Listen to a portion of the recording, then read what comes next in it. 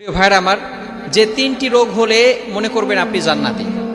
তিনটি রোগ যদি আপনার হয় তাহলে আপনি মনে করবেন যে আপনি জান্নাতি।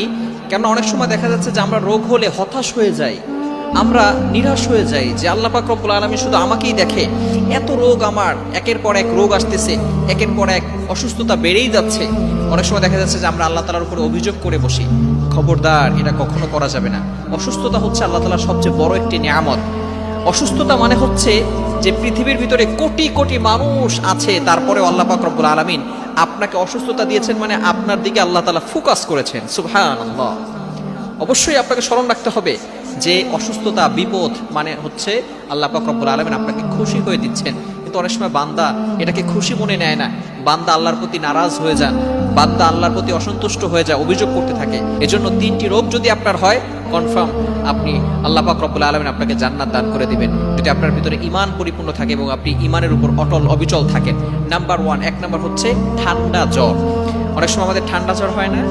হ্যাঁ, ঠান্ডা জ্বর যদি হয় তাহলে মনে করবেন যে আল্লাহ পাক রব্বুল আলামিন আপনার জন্য জান্নাতের ব্যবস্থা করে দিয়েছেন।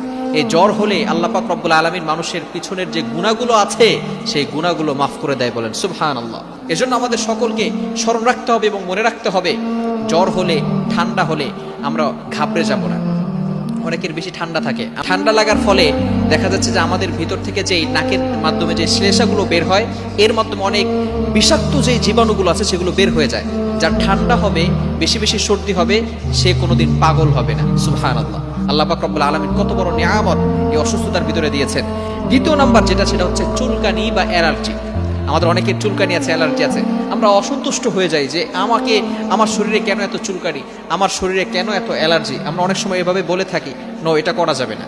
চুলকানি বা অ্যালার্জি হলে মনে করবেন যে আল্লাহ পাক রব্বুল আলামিন আপনাকে জান্নাতে যাওয়ার জন্য পথ সহজ করে দিচ্ছেন, অর্থাৎ আল্লাহ পাক রব্বুল আলামিন আপনাকে জান্নাতে দিবেন। তৃতীয় নাম্বার হচ্ছে অনেকের চোখ ওঠে। চোখ উঠলে মনে করবেন আপনি জান্নাতে। অনেক সময় দেখা যাচ্ছে যে আমাদের মাঝে মধ্যে চোখ উঠে যায়।